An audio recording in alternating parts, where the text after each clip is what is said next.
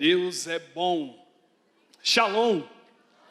Eu estou muito animado de estar aqui hoje. Estou ansioso para aquilo que Deus vai fazer. Você está ansioso? Estou numa ansiedade boa, né? A palavra de Deus diz que nós não devemos andar ansiosos por coisa alguma, mas essa é uma exceção. Nós estamos ansiosos pela volta de Cristo Jesus. E essa é uma noite muito especial para mim. Primeiro porque o meu pai está sentado em algum lugar aqui, cara. Meu Deus do céu, esse cara é um...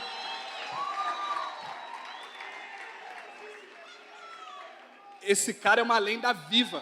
Você vai, tira uma foto com ele no final e guarda, porque esse cara é uma lenda viva. Eu quero primeiro agradecer os irmãos pela oração, pelas mensagens. Se não fossem as mensagens dos irmãos e a oração dos irmãos, certamente eu não estaria aqui hoje.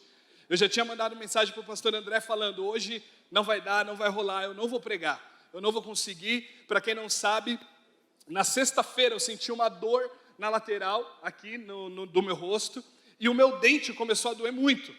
E aí eu peguei, mandei mensagem para a Ravena, falei, Ravena, existe um remédio que faz essa dor de dente parar? E ela me passou um remédio lá, e depois você fala para a Ravena aí que ela é boa nessas coisas. Ela é farmacêutica, enfermeira, muito bem.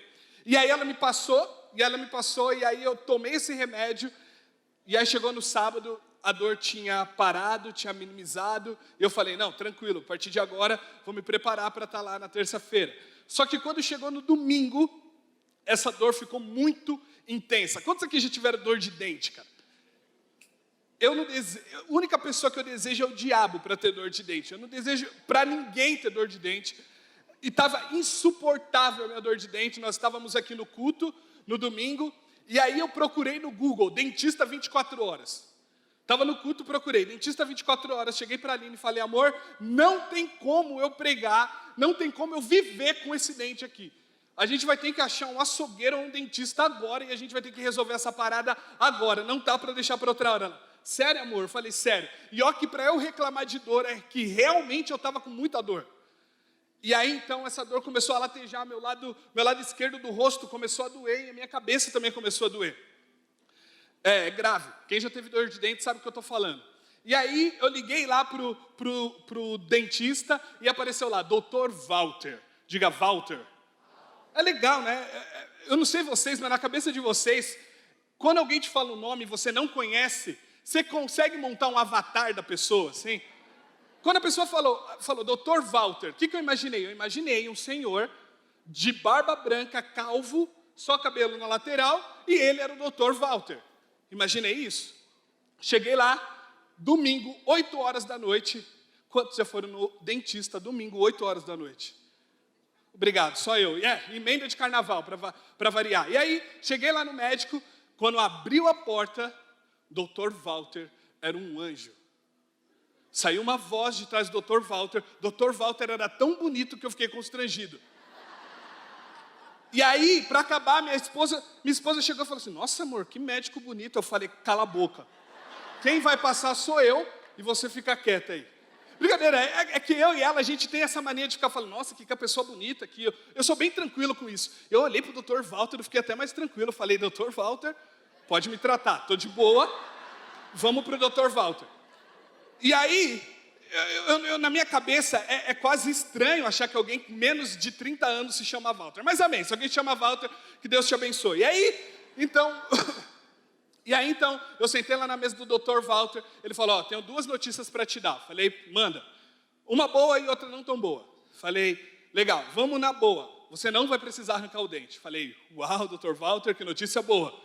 E aí ele falou, e a não tão boa que você vai ter que fazer uma cirurgia agora, abrir o canal, porque está muito machucado e você não adianta o remédio que você tomar, está doendo demais e você vai ter que tirar a raiz agora. Domingo, 8 horas da noite, estava eu tirando a raiz do dente e agora eu estou só com um curativo. Tem alguém aqui que faz odonto?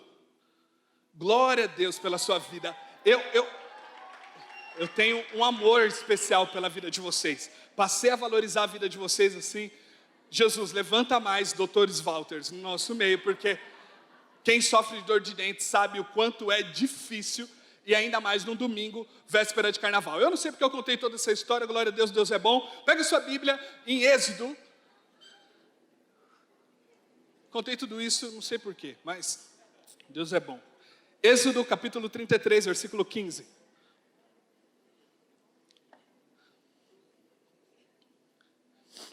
E eu tenho certeza que hoje é uma noite onde o Senhor separou para falar coisas intensas no nosso coração, que vai transformar não só a nossa vida, mas todas as pessoas que estão ao nosso redor. Você acredita nisso?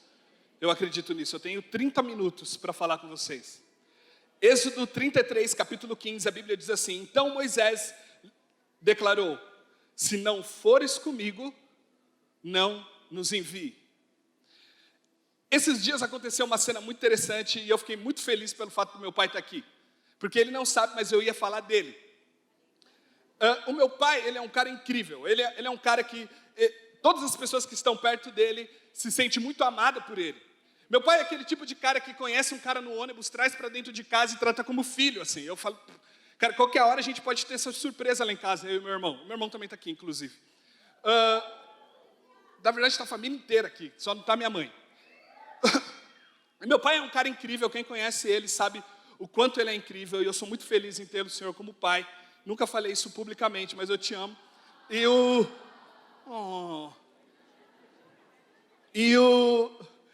ele é uma figura extraordinária, assim. E eu não estou falando isso porque ele é meu pai. Se você conhece o seu Toninho, você vai saber que ele é realmente isso que eu estou falando. E ele tem umas particularidades com ele que é muito engraçado. Ele não tem aptidão com tecnologia. Tecnologia não é a melhor coisa que inventaram para que ele pudesse usar. E ok por isso. Ele é o do pai que me liga falando: filho, perdi a senha do Facebook. Pai, mas qual que é a senha? Onde o senhor guardou? Filho, eu não sei nem onde abre o Facebook. Perdeu a senha do Facebook. Enfim, meu pai é esse cara que é uma luta com tecnologia. E ele tem uma particularidade com ele, que ele fala no celular no Viva Voz, cara. E aí eu pergunto, para que falar no celular no Viva Voz? E não importa onde ele esteja, ele pode estar no meio do culto, ele pode estar no velório, ele pode estar pintando. Ele vai falar no celular na Viva Voz. E eu não sei por quê. E eu já falei para ele: pai, o senhor pode falar mais... Sabe o celular? Você coloca no ouvido, a pessoa fala e você fala. E ele quer falar tipo na altura da pessoa. Então você imagina a treta que é. Beleza, então se você ligar para o meu pai, saiba que tem pelo menos 35 pessoas ouvindo a sua conversa. Porque todo mundo ao redor vai estar ouvindo a sua conversa. Se for um segredo, então, já sabe que não é mais segredo, porque ele é o tipo de cara que usa o Viva Voz para falar. E um dia desses ele chega em casa, lá com o seu celular no Viva Voz, falando bem baixo, discreto, acordando a vizinha e tudo mais. E ele falando. E eu imagino que a pessoa deve ter falado alguma coisa da minha mãe. Falou alguma coisa da minha mãe para ele, no Viva Voz. Minha mãe escuta, ainda bem que ele concorda, porque foi um elogio, eu imagino. E ele desliga, depois ele vira para trás, ele olha e fala: Clélia, você estava aí? Clélia, no caso, é minha mãe. E aí, o olhar da minha mãe é poucas, sabe? Minha mãe olha para ele. Na verdade, depois que você casa, você vai entender que um olhar desse tem centenas de milhões de palavras só dentro desse olhar. E o olhar dela quis dizer: eu sempre estive aqui. Só você que não percebeu. Muito bem, dito essas coisas, algo muito interessante acontece quando nós aceitamos Jesus como nosso único e suficiente Salvador. Nós chamamos Ele, convidamos Ele agora para habitar em nossa casa. E muitos de nós tratamos Deus exatamente dessa forma. Nós nos relacionamos com Ele e esquecemos que a partir de agora existe alguém habitando em você. E aí o seu pensamento é um pensamento que parece que nunca ninguém habitou em você. As suas crises são crises que parece que nunca ninguém tem habitado em você. As suas dúvidas, suas crises, os seus medos, parece que não tem ninguém habitando em você. Estão comigo? Feche os teus olhos, eu quero orar com você. Espírito Santo, obrigado pelo que o Senhor é. Obrigado pelo seu imenso amor.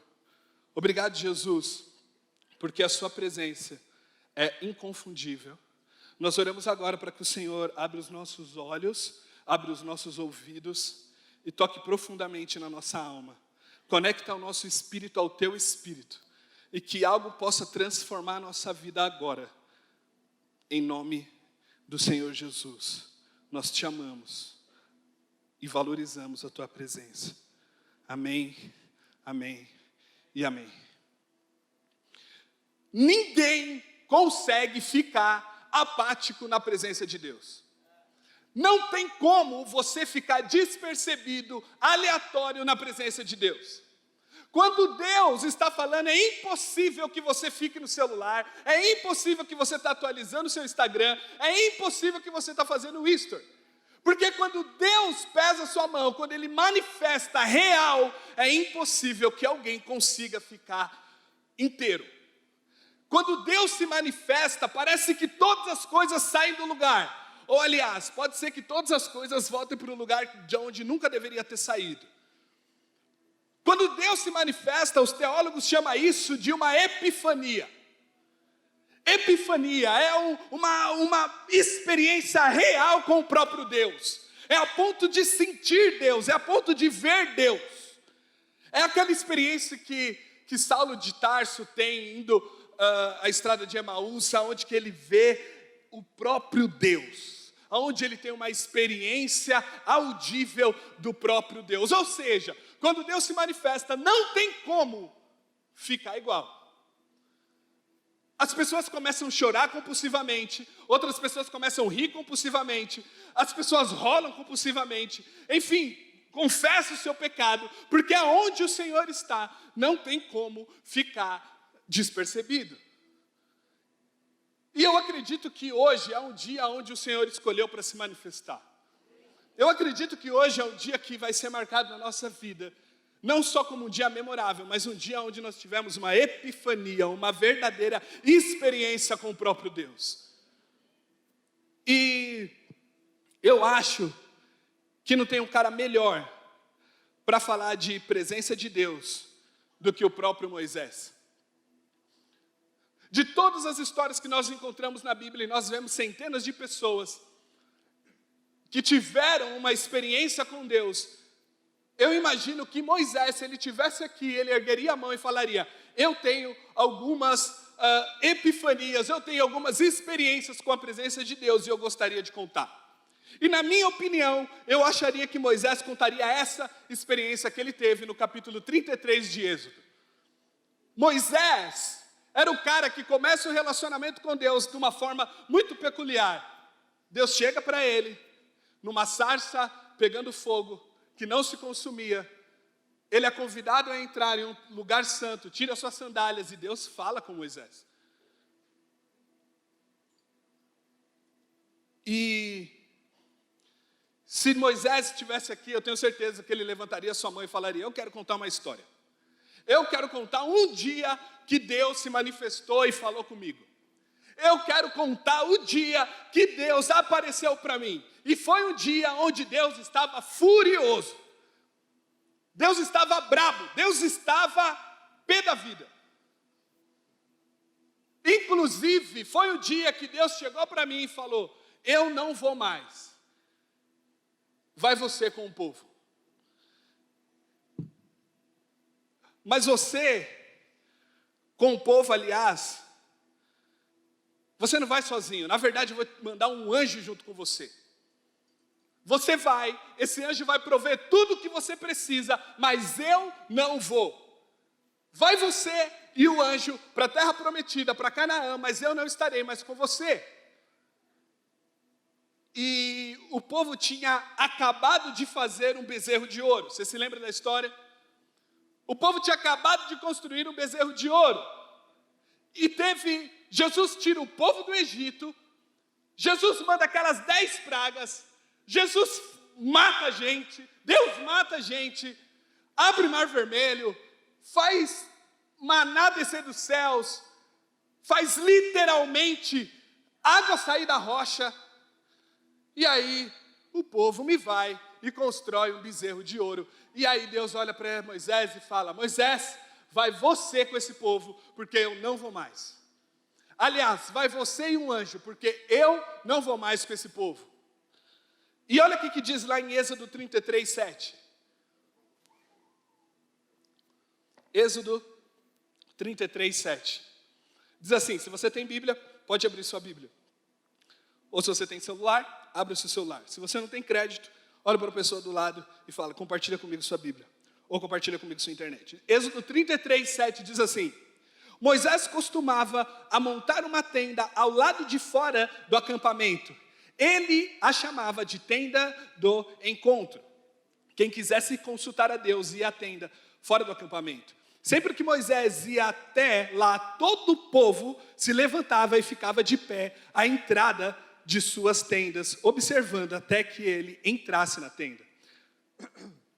Assim que Moisés entrava, a coluna de nuvem descia e ficava à entrada da tenda, enquanto o Senhor falava com Moisés.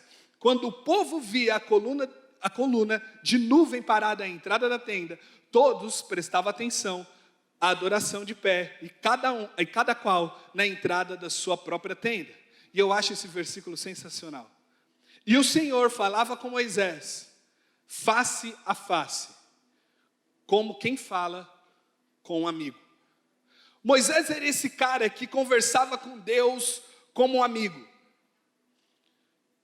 A nuvem ficava à frente da tenda, então todas as vezes que Moisés ia falar com Deus, ele ia à tenda do encontro, e todas as pessoas ficavam à frente da sua tenda, e aquela coluna ficava à frente, porque simbolizava que Deus estava conversando com Moisés, face a face, como um amigo. E eu imagino como que foi essa conversa de Moisés com Deus. E agora eu preciso da sua imaginação. Porque se você lê a Bíblia dizendo, Moisés disse, blá, blá, blá, blá, blá, blá. Deus disse, blá, blá, blá, blá, vai ficar muito sem graça. Você tem que ler a Bíblia com um olhar de criativo, publicitário, vivo, real do negócio, entendeu? Você tem que dar vida para a cena, o que está acontecendo. E eu imagino então que Moisés entra na tenda do encontro com seu amigo Deus. E no momento que ele entra na tenda do encontro, eu imagino que a história é mais ou menos assim, a conversa deles é mais ou menos assim. Olha, Moisés, Deus falando, eu quero te dizer que eu não vou mais. Eu quero te dizer que eu não vou mais, você vai continuar com esse povo indo para o lugar onde eu prometi, que é Canaã. Eu imagino Moisés olhando para Deus dizendo, oi?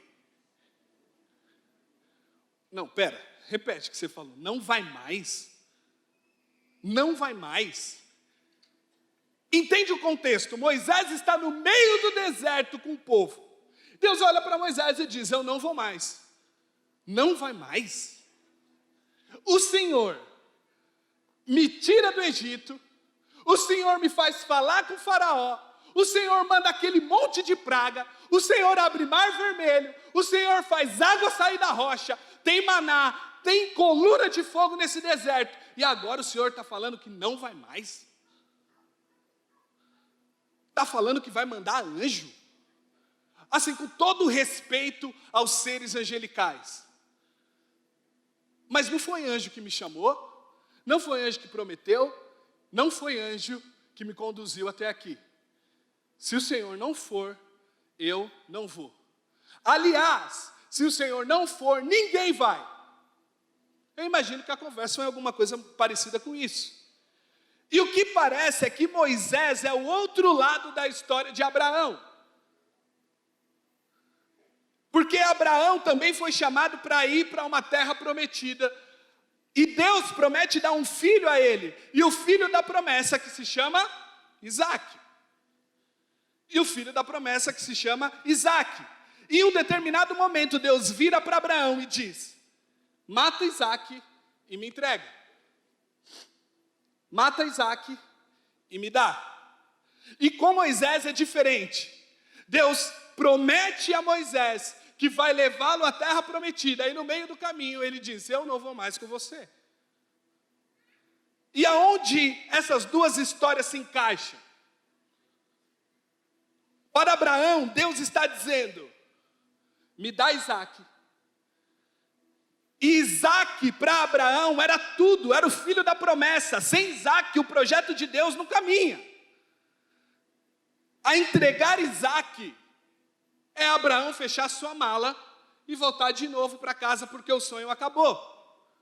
Acabou o projeto. E Deus pede a Abraão, me dá o seu tudo. Porque eu quero saber se você é capaz de viver comigo e mais nada. Eu quero saber se você é capaz de viver comigo e mais nada. E com Moisés é o oposto. Com Moisés é o seguinte: eu tenho tudo, te dou tudo, mas eu não vou. E eu quero saber se para você, tudo e menos eu é importante. Para Abraão, me dá seu tudo e fica comigo. Para Moisés, eu te entrego tudo, mas eu não estou. Abraão, comigo e mais nada. Com Moisés, com tudo e semigo.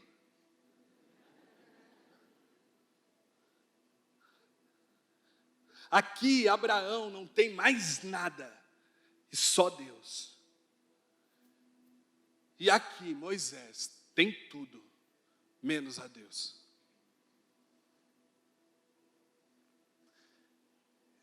A minha esposa sabe quanto tempo eu passo para tentar esboçar uma palavra. E eu oro tanto a Deus para que Ele me use. Tem pessoas como Daniel Júnior que entra em 5 minutos, ele consegue esboçar aqui uma palavra, subindo aqui a escada ele já tem uma palavra e ele já consegue. Descendo ele já tem outra palavra. Não é meu caso. Eu tenho que passar pelo menos 2 dias inteiros sem falar com ninguém para que Deus comece a falar comigo. E eu começo a escrever e apago. Começo a escrever, apago de novo, apago. Mas eu nunca tive tanta convicção do que eu iria falar hoje. E para vocês. Hoje você tem 2 opções.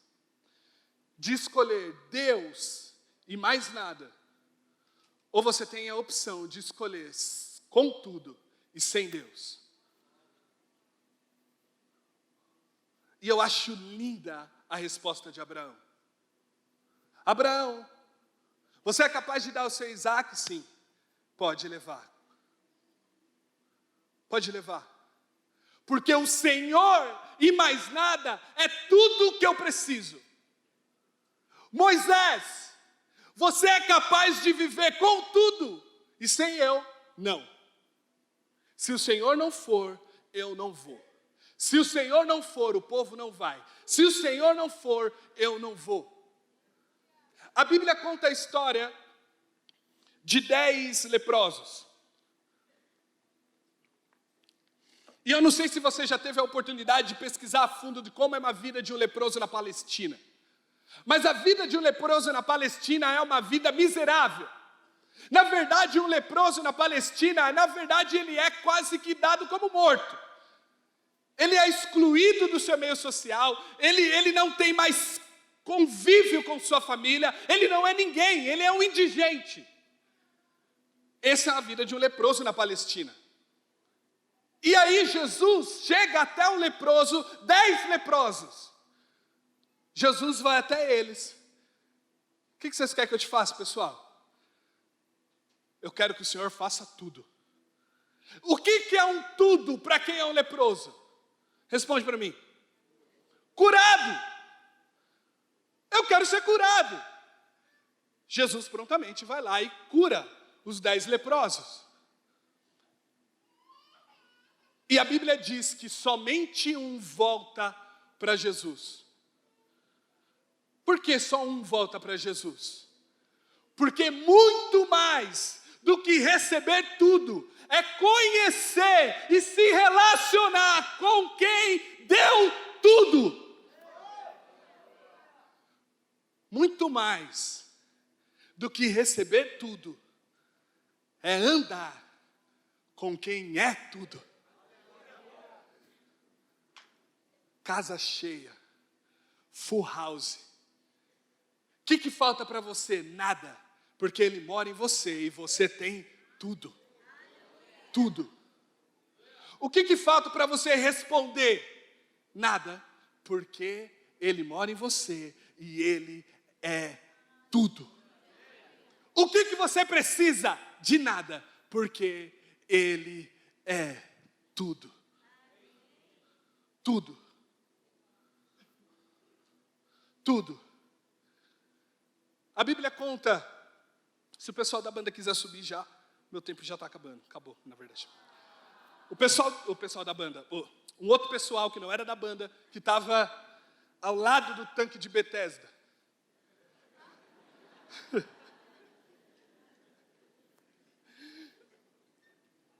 Salvar um, amo vocês. Existia um pessoal, e a Bíblia conta que descia um anjo, esse tanque mexia, e o primeiro que pulava estava curado, certo? Muito bem.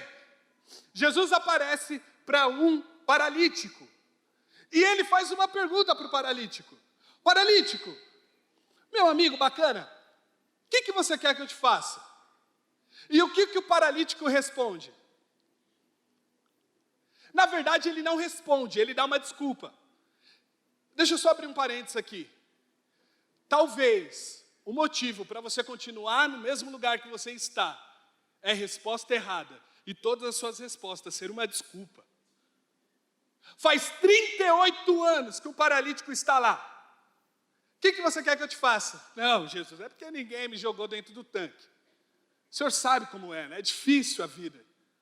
Jesus cancela a resposta dele, ignora a resposta dele,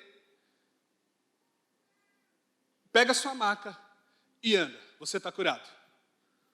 E esse paralítico, depois de 38 anos, recebe o seu tudo.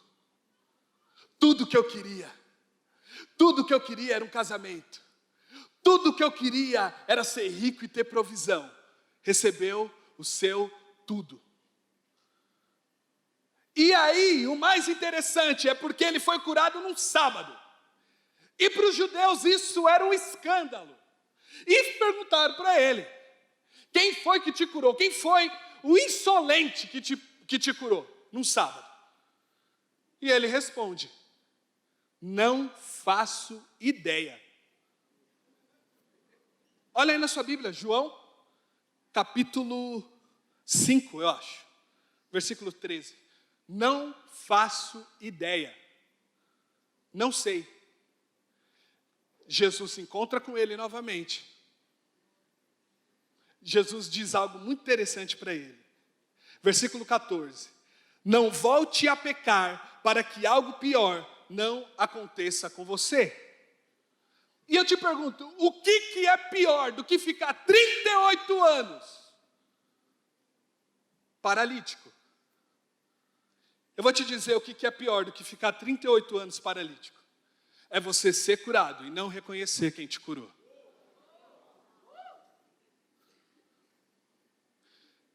É você entender que na sua casa habita o todo. E ainda você pede. E ainda você diz o que precisa. O todo está em você. Tudo o que você precisa está em você. O pior de ser curado é não reconhecer que é Jesus. E o mais importante de curar é saber quem te curou. E o alvo da minha ministração, e o alvo desse momento é te dizer que Deus é seu tudo. Tudo. O que você precisar agora, Ele é. Eu sou o seu tudo. Você é capaz de entregar Isaac por mim? Nada e eu é o suficiente para você. Na hora que eu estava preparando essa palavra, Deus começou a me lembrar da história dos moravianos. E os moravianos, bem provável que você conhece a história, é um grupo de jovens temente ao Senhor,